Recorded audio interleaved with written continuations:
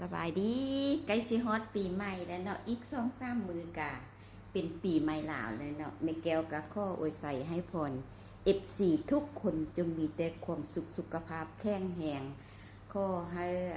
มีแต่สุขแต่ใสมีแต่สุขแต่ลาภเนาะมีแต่สิ่งที่ดีๆเข้ามาในชีวิตในที่จะมาฮอดในปีใหม่นี้เนาะโดยแม่แก้วกะออเดอร์ตามเคยเนาะวันนี้ก็สิมาแพ็คเครื่องส่งก่อนปีใหม่เนาะยานปีใหม่เขาเจ้าผักแล้วก็สิบ่ได้ส่งเครื่องเนาะโอเคแม่แก้วก็สิแพ็คเนาะออเดอร์ก็ไล่ส่วนนี้ผู้ใดอยากได้ก็ผักเข้ามาหน้าแม่แก้วเด้อผักเทียมก็ยังขายคือเก่าเนาะไข่แทนก็มีคือเก่าเนาะเลยผู้ใดอยากได้ก็ทักมาที่แม่แก้วเด้อแม่แก้วส่งปกติเนาะเลย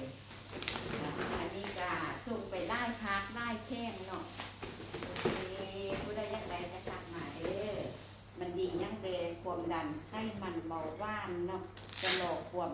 สลายค่ะเห็ดให้สลายนอนหลับขับถ่ายดีเนาะแล้วก็ตาตะลิงไล่อันไล่เนี่ยแหละแก้วกับที่แพ็กส่งให้ลูกค้ามือนี้ให้มันเบิดเนาะเพราะว่าช่วงปีใหม่นี้ก็ยานถ้าเจ้าผักเด็กนะโดย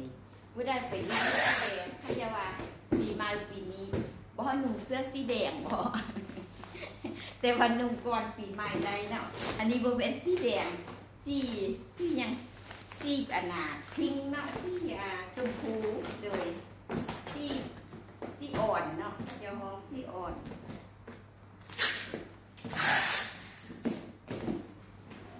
โดยขอบใจหลายๆเด้อ FC ที่อุดหนุนแม่แก้วตลอดมาเนาะโดยบายบายขอให้สุขดีปีใหม่ทุกๆคนลิ้นโดยความมวลซื่นลิ้นโดยความสุขเนาะขอให้ทุกคนมีแต่สุขภาพแข็งแรงโอเคบายบาย